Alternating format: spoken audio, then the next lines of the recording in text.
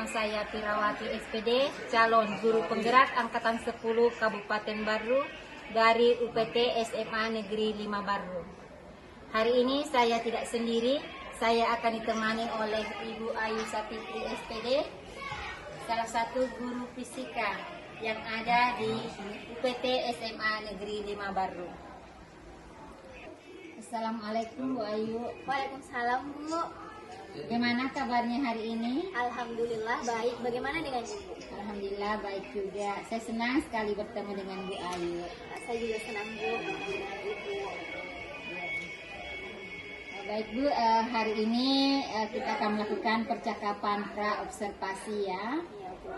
Mungkin tidak membutuhkan waktu yang lama, hanya sekitar 10 sampai 15 menit saja. Apakah Ibu bisa bersedia untuk observasi? Siap Bu, saya bersedia.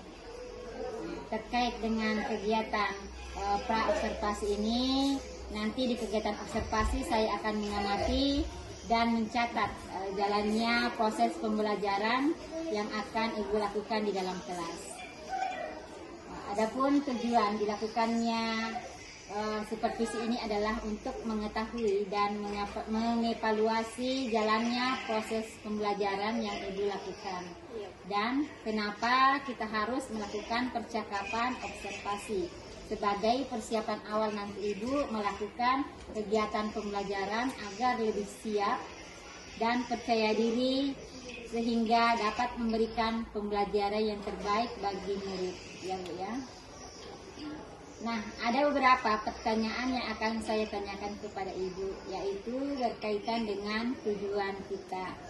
Kira-kira apa tujuan yang ingin Ibu capai? Baik Bu, berdasarkan rancangan pembelajaran ada 2 tujuan yang ingin saya capai. Yang pertama itu peserta didik dapat mendeskripsikan mikrometer sekrup beserta fungsi dari setiap komponennya. Kemudian yang kedua, peserta didik dapat menggunakan alat ukur panjang berupa mikrometer sekrup. Jadi ada 2 tujuan pembelajaran yang ingin Ibu Ayu capai ya. Nah, bagaimana dengan pengembangan yang ingin Ibu capai atau yang ingin Ibu lakukan pada saat observasi? Ada 2 area pengembangan yang ingin saya lakukan. Yang pertama itu area pengembangan dari bidang pengetahuan dan yang kedua di bidang keterampilan. Nah, di pengetahuan itu bagaimana peserta didik dapat mendeskripsikan mikrometer sekrup beserta fungsi dari setiap komponennya. Kemudian untuk keterampilannya, peserta didik dapat menggunakan alat ukur panjang berupa mikrometer sekrup. Baik, jadi area pengembangan yang ingin Ibu capai itu adalah bagian aspek pengetahuan dan aspek keterampilan pada siswa ya Bu. Nah, ya saya ingin dengar Bu bagaimana rancangan pembelajaran yang ingin Ibu terapkan di dalam kelas, baik itu dari strategi pembelajaran, model pembelajaran ataupun pada metode pembelajaran. Baik Bu, untuk strategi pembelajaran saya gunakan pembelajaran berdiferensiasi berdasarkan kesiapan belajar siswa yang diintegrasikan dengan pembelajaran sosial emosional. Kemudian saya membagi beberapa kelompok berdasarkan keterampilan, keaktifan, dan kesiapan peserta didik. Kemudian model pembelajaran yang saya gunakan yaitu model pembelajaran berbasis masalah atau problem based learning, dan metode yang saya gunakan yaitu metode praktikum dan penugasan. Baik Bu, jadi rencana yang ingin Ibu terapkan di dalam kelas nantinya adalah menggunakan strategi pembelajaran yang berdiferensiasi yang diintegrasikan dengan pembelajaran sosial emosional. Kemudian menggunakan model pembelajaran problem basic learning dan juga metode praktikum dan penugasan. Nah, bagaimana dengan media yang Ibu pergunakan di dalam kelas? Untuk media yang saya gunakan itu cukup beragam. Contohnya saya gunakan proyektor, kemudian saya gunakan alat ukur panjang berupa mikrometer sekrup, dan ada beberapa alat praktikum lainnya. Kemudian saya juga gunakan LKPD, lembar kerja peserta didik, yang berjudul alat ukur panjang mikrometer sekrup. Kira-kira kapan nih Bu akan melakukan kegiatan pembelajaran tersebut? Apakah di hari apa atau di jam berapa? Kebetulan Bu, saya akan mengajar di kelas 10-3 pada hari Kamis jam ke-9 pukul 12.40. Ya, oke Bu. Nanti di hari Kamis depan ya, di kelas 10-3 pukul 12.40 ya, saya akan ke kelas Ibu Ayu. Saya akan melakukan supervisi kelas, melihat dan mencatat hal-hal apa saja yang terjadi di dalam kelas. Nah, setelah Ibu lakukan kegiatan observasi atau pembelajaran dalam kelas, kita adakan percakapan yang terakhir, yaitu percakapan pasca observasi, dan nanti akan juga didampingi oleh pengajar praktik.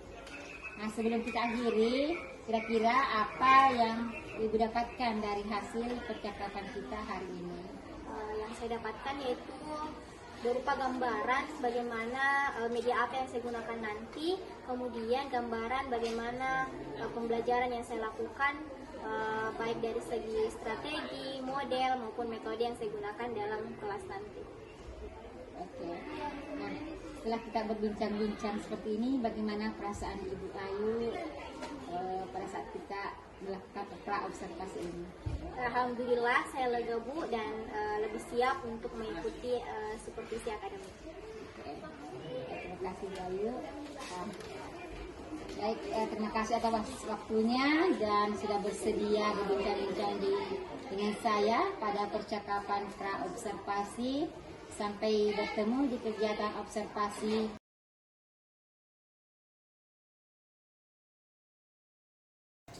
Baik, Assalamualaikum warahmatullahi wabarakatuh.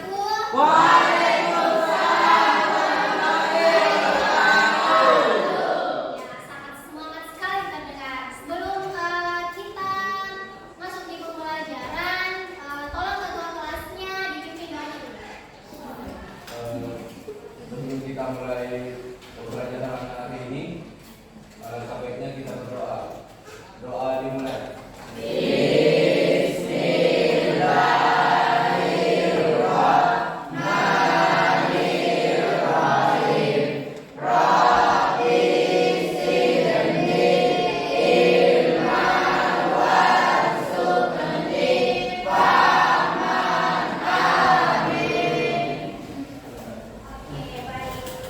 Sebelum ibu masuk di pelajaran, buka mentimeter.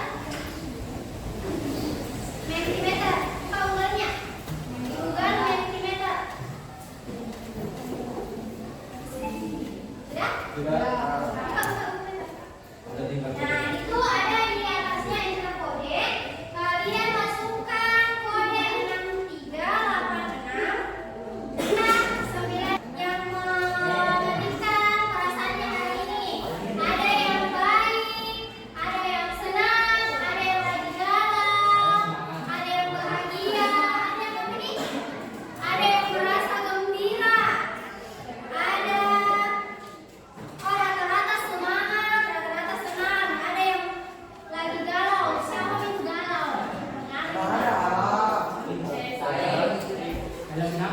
Jadi, mood itu, perasaan itu sangat mempengaruhi pembelajaran kita ke depannya. Jadi, yang lagi galau, coba dibangkitkan lagi semangatnya supaya bisa belajar pembelajaran dengan baik. Nah, yang sedang senang, yang sedang bahagia, yang sedang semangat, pertahankan supaya pembelajarannya lebih maksimal, bisa dipelajari dengan baik. Nah, untuk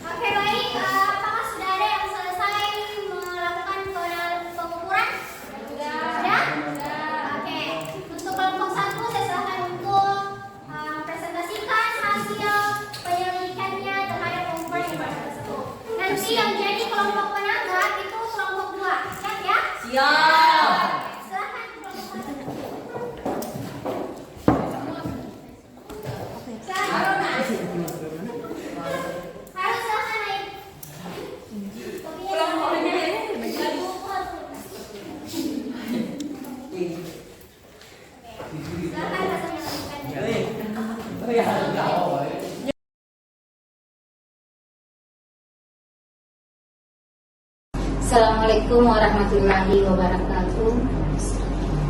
Saya Pirawati SPD, calon guru penggerak Angkatan 10 Kabupaten Badu dari UPT SMA Negeri 5 Badu. Alhamdulillah pada hari ini saya tidak sendiri, saya ditemani oleh guru-guru hebat. Ada Ibu pengajar praktik, Ibu Herianti SPD NPD, dan ada Bu Ayu Sapitri SPD selaku guru observasi. Alhamdulillah pada kesempatan ini kami berjumpa kembali dengan ibu-ibu semua dan untuk melaksanakan percakapan pasca observasi, dan kegiatan pada hari ini adalah kegiatan yang ketiga. Sebelumnya sudah kami lakukan kegiatan 1 yaitu pra observasi, dan kegiatan kedua adalah observasi di kelas dengan teman sejawat.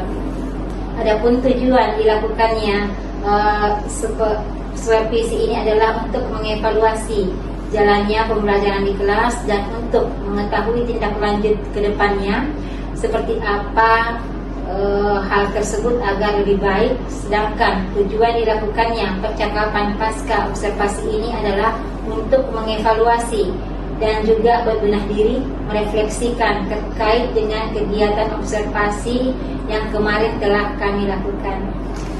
Baik, Ibu Ayu, bagaimana kabarnya hari ini? Alhamdulillah baik. Ya, alhamdulillah baik ya, atas semangat Bu Ayu. Nah, kemarin Bu Ayu telah melakukan kegiatan pembelajaran di kelas, dan saya juga sudah melakukan observasi di kelas yang Ibu ajar. Nah, bagaimana perasaan Ibu Ayu setelah kemarin kita melakukan pembelajaran di kelas? Ya Bu, setelah saya melakukan pembelajaran di kelas saya merasa senang. Ya, sebenarnya jadi kemarin ya, apakah ada hal-hal yang baik dari dan kekurangan dari pembelajaran yang sudah dilakukan di kelas? Tentu Bu, ada hal baik dan kekurangannya. Adapun hal baiknya, saya bisa meningkatkan keterampilan sosial siswa, namun ada kekurangan, yaitu bagaimana waktu yang diperlukan cukup lama untuk mencapai target yang ingin dituju. Baik, Bu Ayu. Kalau dari pemaparan Bu Ayu, berarti kalau dari skala 0 sampai 10, kira-kira Bu Ayu sudah berada di posisi mana? Kira-kira 7 sampai 8. Ya. Jadi sudah berada di posisi 7 atau 8 ya Bu. Nah, kira-kira ada hal yang baru yang akan ditingkatkan ke depannya ya Bu?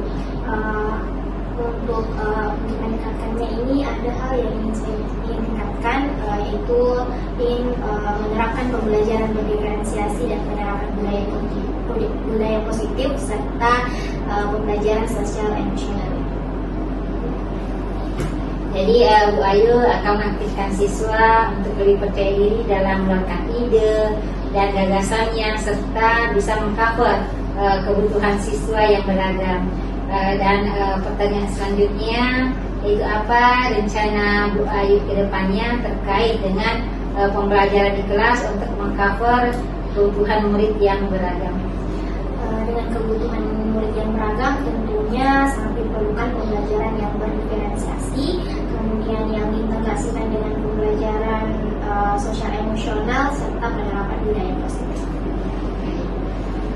Jadi Ayu sedang menerapkan pembelajaran berdiferensiasi dan yang terintegrasi pada budaya positif dan sosial emosional untuk menggugah kesadaran murid agar termotivasi, aman dan nyaman pada saat pembelajaran di kelas. Ya Bu, karena kondisi aman dan nyaman inilah yang diharapkan oleh guru maupun siswa di dalam kelas.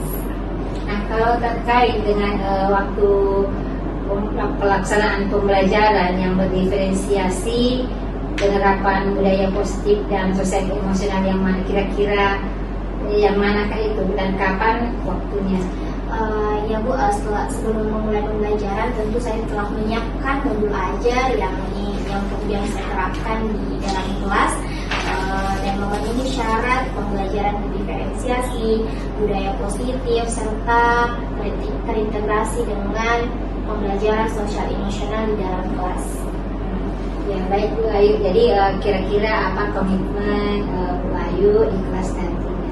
Tentu komitmen yang ingin saya jalankan di dalam kelas yaitu bagaimana saya bisa meningkatkan, mengembangkan karakter nilai siswa di dalam kelas, bagaimana saya bisa menerapkan pembelajaran berdiferensiasi, menerapkan budaya positif maupun pembelajaran sosial emosional. Ya, jadi dengan pembelajaran berdiferensiasi ini tentu mampu mengakomodasi dan mengcover ya semua kebutuhan siswa yang beragam, dan dengan pembelajaran dengan menerapkan budaya positif juga kita dapat menanamkan nilai dan kebiasaan positif dalam bentuk nilai-nilai kebajikan yang tertanam pada dalam diri siswa, serta pembelajaran sosial emosional juga mampu menumbuhkan tentunya motivasi pada dirinya dan temannya, menanamkan nilai empati terhadap sesama, kemudian memiliki keterampilan berelasi ataupun berkolaborasi, dan menumbuhkan rasa tanggung jawab dalam mengambil sebuah keputusan. Baik Bu Ayu, jadi pada kesempatan ini saya mengucapkan terima kasih banyak atas waktu yang Ibu Ayu luangkan, dan mohon maaf juga sudah menyita waktunya Ibu mengajar praktik, Ibu Herianti SPD MPD. Terima kasih banyak Bu sudah meluangkan waktunya, karena juga sudah mendampingi kami dalam proses percakapan wawancara pasca observasi kali ini. Terima kasih atas semuanya Bapak dan terima kasih semuanya pada Ibu guru hebat sudah berbagi pengalaman dengan saya.